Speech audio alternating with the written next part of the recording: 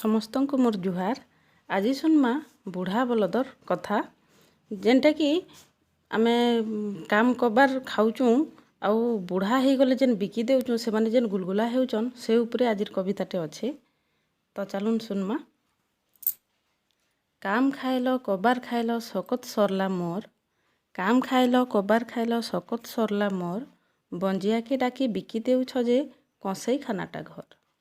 କାଏଁ ହେଇଥିତା ମରି ଯାଇଥିଲେ ମାଏଟ୍ ମୁଠେ ଦେଇଥିତ, ଯେତେ ନଙ୍ଗଲ ଜୁଆଡ଼ ଫାନ୍ଦିଥିଲ ଯେ ହେନୁ ମୁକ୍ତିଟେ ପାଇଥିତ। ମାହାପ୍ରୁ ଜାନବା ତମେ ମତେ ପୁଷିଛ କି ମୁଇଁ ତମକୁ ପୁଷିଛେଁ ଯେ, ମାଟିର ଛାତି ଚିରି ସୁନା ଫଲେ ଝରି ପୁଡ଼ା ପୁଡ଼ା ଧାନର ବାଟେ। ତୁମର ଭାଗେ ଧାନ ମୋର୍ ଭାଗେ ନଡ଼ା, ତୁମେ ଖାଇଲେ ଭାତ ପଖାଲ ମତେ ଟିକେ ଦେତ କୁଣା ପୁଆଲ।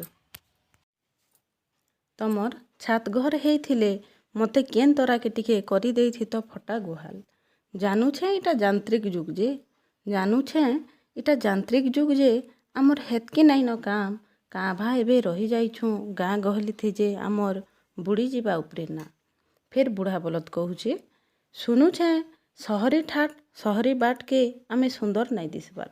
ଶୁନୁଛେଁ ସହରୀ ଠାଟ ଆଉ ସହରୀ ବାଟକେ ଆମେ ସୁନ୍ଦର ନାଇଁ ଦିଶବାର। ଆମର୍ ପଛେ ବାଡ଼ିଟେ ଧରି ଚାଲଲେ ମୁରୁଖ ଗହଲିଆ ବୋଲି ଭାବଲେ, ସେମ୍ଫୁ ଲଗା କୁକୁର ଧରି ଚାଲଲେ ଗୁରା ସାହେବ ଏନ୍ତା ଦିଶଲେ। ଏନ୍ତା ତୁମର ମନର ଭାବନା, ମାତର ହେନ୍ତା ନାଇଁସେ, ଏଭେ ବି ବେଲ ଅଛେ ସୁଧରି ଯ, ତୁମର ଘର ତରାକେ ଆମକୁ ଟିକେ ଜାଗା ଦିଅ, ନାଇଁ ତ ତୁମର ନାତି ସୁତିଆର ନାଇଁ ଚିହ୍ନନ୍ନ। ଗାଏ ବୋଲି ଜୀବଟେ ଯାହାକେ ଗୋମାତା କହୁଥିଲ, ବଲଦ ବୋଲି ଜୀବଟେ ଯାର ନାଇଁ ଥିଲେ ତାର ଜମିନ ପଡ଼ିଆ ପଡ଼ୁଥିଲା। ଜାନିଛ କେଁ ତୁମର ଦାଦି ପୁରସା ଆମକୁ ନାଇଁ ଖୁଆଇ ଖୁଅଉଥିଲା, କେତେ ଛାଏଁ ଦେଖି ରଖୁଥିଲା। ତୁମର ବୁଢ଼ୀ ଆଈ ମା ଆମର ଗୋବର ଟିକେ ଛେରା ପାଏନ୍ ନାଇଁ ଝିଟଲେ ଦୁଆର ନାଇଁ ଉଜଉଥାଇ। ମାତର ତମର ବୁଦ୍ଧି ଥି କି କାହାର ଦେଖା ଶିଖା ବୁଦ୍ଧି ଥି ଯେ ଏବେ ସେ ଗୋବରକେ କରସ ଅଛିଛି। ଠିକ୍ ଅଛେ ମାଏଟ୍ ମୁଠେ ଦେବା ଡରେ ବୁଢ଼ା ବୟସେ ବିକି ଦେଉଛ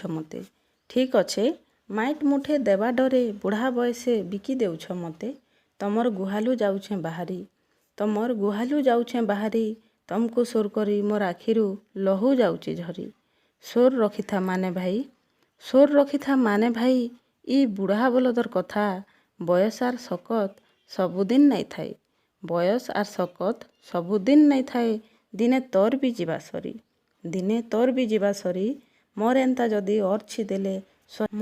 ଯଦି ଅର୍ଛି ଦେଲେ ସହେବୁ କେନ୍ତା କରି, ଜିଁ ଥାଉ ମରି ମରି।